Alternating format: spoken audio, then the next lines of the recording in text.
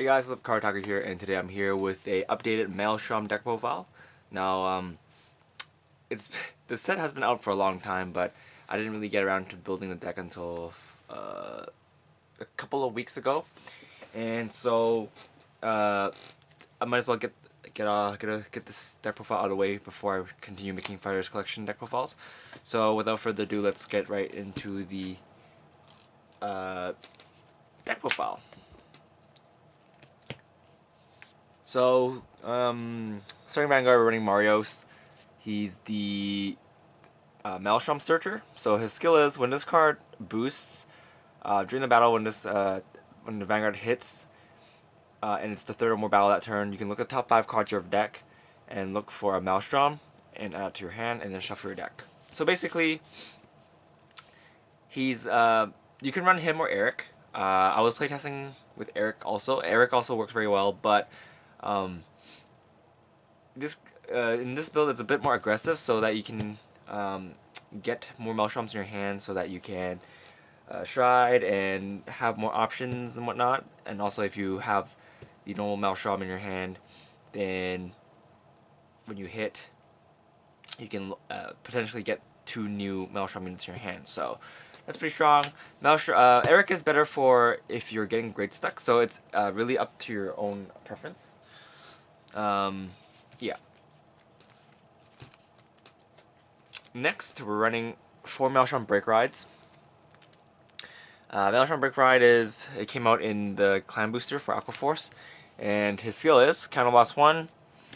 Aquaforce, when an Aquaforce unit rides onto this card, you can give it plus 10,000 power and a new skill, and that new skill is Wave 4 or more. When this unit attacks, you can draw a card and then choose one of your opponent's rear guards and retire it. And then your opponent cannot call grade zeros to the Guardian Circle. So it's guard restrict, break ride. It's pretty strong. It works very well with both of the Maelstroms actually. So there's that, and he also has another skill. It's wave 3 or more. When this card attacks the Vanguard and it hits, you can search your deck for a Maelstrom unit and add it to your hand.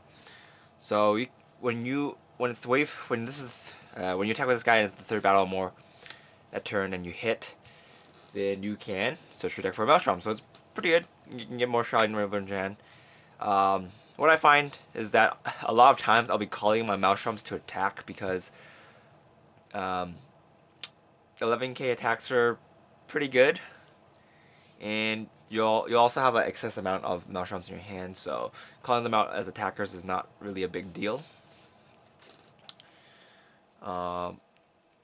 Next, we're running 2 Glory Maelstroms. Glory Maelstrom, he's an ultimate breaker, and his skill is Limit Break 5, Counter Loss 1. When this unit attacks, you may pay the cost. If you do, this unit gets plus 5,000 power, and your opponent cannot call grade 1 or above units to the Guardian Circle. So basically, if you break ride while your ultimate break, your opponent cannot call units, period. They can intercept, but that's about it. But honestly, most of the time you're not gonna win with break riding into Maelstrom. If your opponent's smart, they'll find ways to keep themselves at 4 damage, so that they can take that 1 damage if you break ride. So don't expect to win all your games with Glory Maelstrom. Although it does happen. It can happen. So we're running 2 because we rather run 3 Maelstrom Reverse. Maelstrom Reverse is a bit better in the long run. If you break ride Glory Maelstrom, and then you can finish your opponent on that turn if they're 5 damage and they don't get a heal. But if you break ride into Maelstrom Reverse, they can't. You can still continue to fight on with this guy even if you don't win, because Maelstrom Reverse has a pretty good skill. They're both cross rides, so it's good. But Maelstrom Reverse's skill is Limit Break 4, Counter Loss 1. Choose one of your choose one of your rear guards and rest it and then lock it. So when you pick the rear guard, it has to be in stand position. So you pick that unit, rest it, and then lock it, or else you can't pay for the cost. And when this card attacks, if it's the 4th battle or more that turn, you may pay the cost. If you do, during the battle, this card gets plus 5,000 power and an extra critical, and also a new skill. When this card, at the end of this card's battle, if it didn't hit, you can draw a card and choose one of your opponent's rear guards and retire it. So obviously, if they decide to take this guy's attack, then they take extra crit to the face, so they'll take 2 damage. If they don't guard it, then you get a +1 and they get a -1. So, pretty good card. I like it. Next, for the grade 2s, we're running the card from G-CB02. His skill works with the Maelstroms. Well, it only works with the Maelstrom. So, skill is when this card attacks, if you have Maelstrom Vanguard, he gets plus 2,000 power, so he's an 11k attacker. And the second skill is when this card attacks the Vanguard, at the end of the battle, if you have a Maelstrom Vanguard and it's the first battle of that turn, you can exchange a unit in the same column as this guy and exchange positions with a unit in the same column as this. So basically, he's like Basil except better in Maelstrom decks. Starting 4 of him, he is, in my opinion, the MVP of this deck. He just works so well with a lot of cards in his deck, and he is also the main guy that you set up attacks with. So he's just a really solid card. Next, we're running Sparrows. 2 Sparrows. Skill is counterloss 1 blue storm card, and when this card attacks at the end of the battle, if you have a grade 3 or more Aqua Force unit, and if it's the first or second battle of that turn, you can stand this unit, and this skill cannot be used again. So, Sparrows is okay. He's kind of like a nerfed, well, not really a nerfed. He's kind of like a Tidal Assault, except not as versatile. But he doesn't lose his power, so that's a plus side. If you have him and Tidal Assault on the field, then you can do quite a few attacks. So it's nice. Yeah, especially if they're on 9k, you can just like scam 5k guards off your opponent's hand with him being the first and second attack, and then you'll probably still be on grade 3 because your opponent is grade 2, and then you'll attack with Maelstrom, and then if you hit, you search for stuff, and then if you have a Tidal Assault on the rear guard circle, then you can stack all the power in there and just like crap on your opponent's face. So we're running 3 Tidal Assaults. Skill is when this card attacks a Vanguard at the end of the battle. If you have Aqua Force Vanguard, you can stand this unit, and he loses 5,000 power. So he's still a pretty good card. He's not as, in this deck, he's not as good as this guy. So I'm running 3 of this guy instead. And we're also running 2 Magnum Assault. Magnum Assault is very good late game, so we like to run 2 of these guys. Skill is once per turn, Generous Break 1, counterloss 1.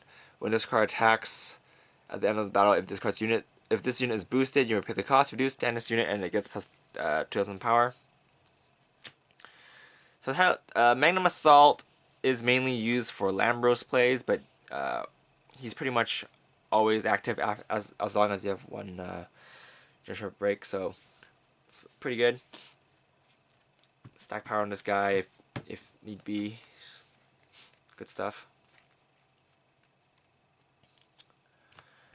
Next, we're running 4 of the newish card, I guess now. Newish card from the Clan Booster, and her name is Tata, I think. Skill is when this card attacks if a Maelstrom Vanguard, this card gets plus 2,000 power, so it's a 9k attacker. And second skill is Wave 2 only. When this card attacks, if you have Maelstrom Vanguard, she gets plus 3,000 power. So she becomes a 11k attacker. So what you're going to do most of the time is attack with this guy, scam 5k guard out, change positions, attack with her, scam another 5k guard out. Assuming they don't get triggers, they'll be taking damage or dropping 5k shields. So yeah, very, very good card. Very nice addition to the blue wave.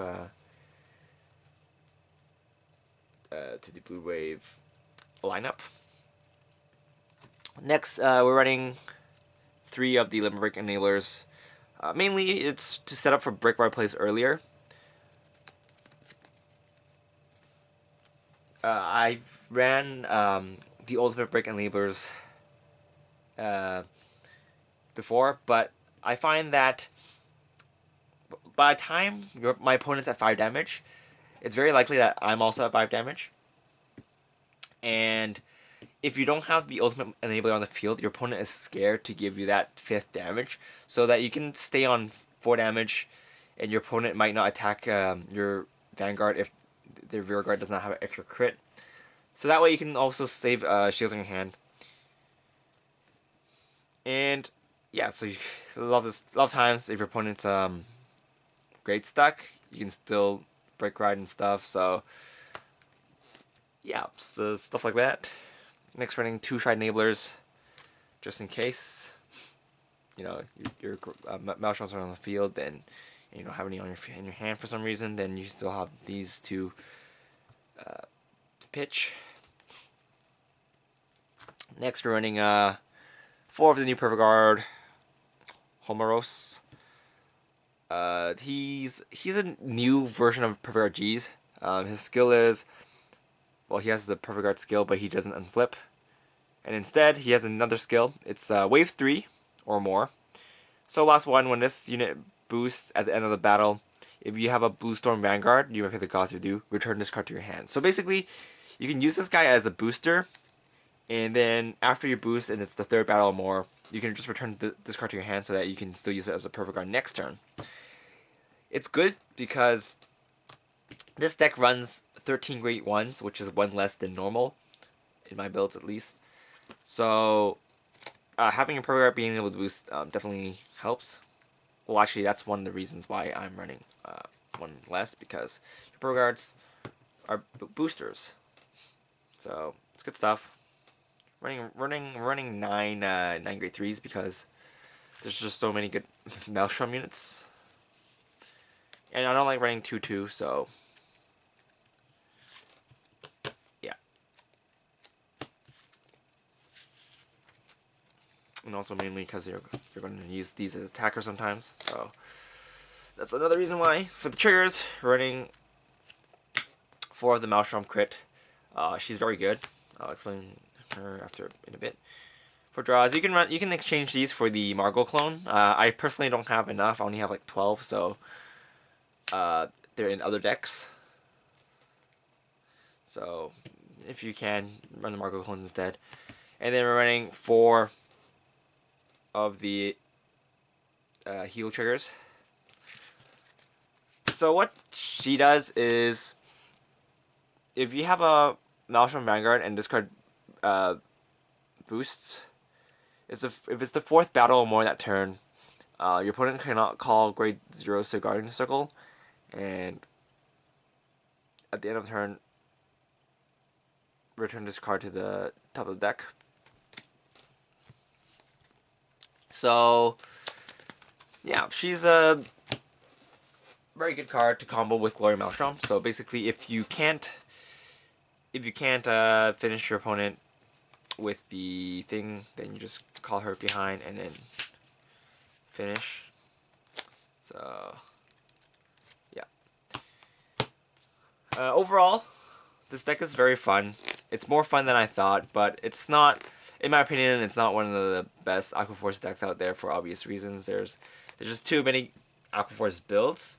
So yeah, but this deck is still pretty good. It did pretty well for me today. I won most of my games playing with this deck, so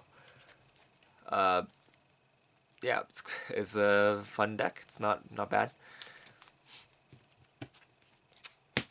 Alright, G-Zone. Forgot about that. So, running 2 Commander Salvus.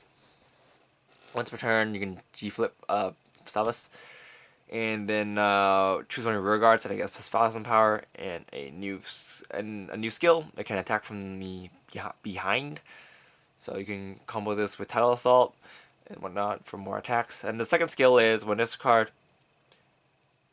second skill it gives to the rear guard is Generation 3, wave 4 or more. When a unit attacks, you can choose 3 of your opponent's rear guards, and your opponent chooses 1 of them to retire. So he does not require a Salvus Heart, that's why you can splash this in pretty much any Aquaforce deck.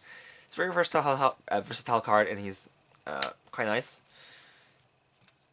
We're running 1 High Tide Bora Dragon.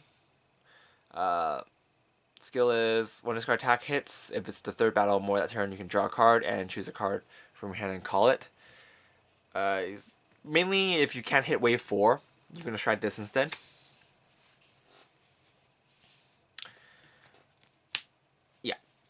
If you can't hit wave 4, you're probably gonna run him instead. Kind of last 1. Choose the G unit in your G zone and flip it face up. When this card attack hits, if it's the 4th battle more that turn, if you have Maelstrom Heart, you can pay the cost. If you do, choose one of your draw a card and then choose 3 of your opponent's rear guards. And for each face-up him on the G-Zone, your opponent chooses 1 and retires it. So basically,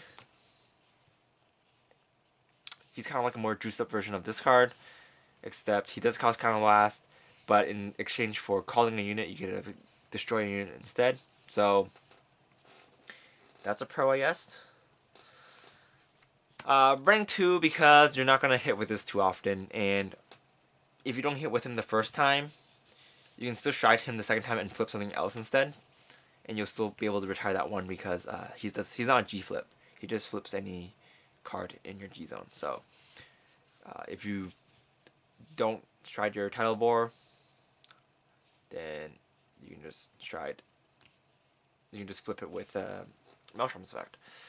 Next, running 1 Aristotle. Aristotle skill is wave 3 or more. Kind of last 1. When this card attacks, you hit the cost you do, choose your opponent's rear guards and retire it. So if you straight up just want to kill something really annoying, then you're just going to use Aristotle instead. You don't get the draw, but you get the guarantee kill because he does not require a hit. So yeah, Aristotle is pretty splashable too in all Aquaforce decks, so it's a nice addition. And then we're running 2 Lambros. Lambros' skill is G-flip Lambros, and when this card attacks, if it's the 4th battle or more that turn, you may pay the cost. If you do, stand 2 of your rear guards, and if your G-zone has 2 or more units face up, then those units that stood get plus 10k. Very strong finisher. If you don't have Commander Salvus, you can run 4 Lambros instead. But you know, it's more fun this way, so. It also gives you more options if for some reason you're playing against Link Joker. Salvus still helps you because you can attack from the back row. So yeah, that's pretty much it for this deck profile. Thanks for watching, guys. It's not that expensive to build compared to. Actually, no, it's more expensive than Ripples and stuff. But never mind, forget what I said. But yeah, mainly if you have the old stuff, the only stuff that you really need to get is the Maelstroms and these, and I guess the rest are pretty cheap if you have a Maelstrom deck already. These perfect arts you don't have to play, but I recommend it. So yeah, pretty much everything else is old or common. So yeah, but the G-Zone might be expensive if you're not an Aquaforce player, because Lambros and Salvus and whatnot. But yeah, that's pretty much it for this deck profile. I've been rambling long enough. It's late. It's getting late, and I'm tired. So yeah, this is Cardfight, and I'll see you guys later. Bye.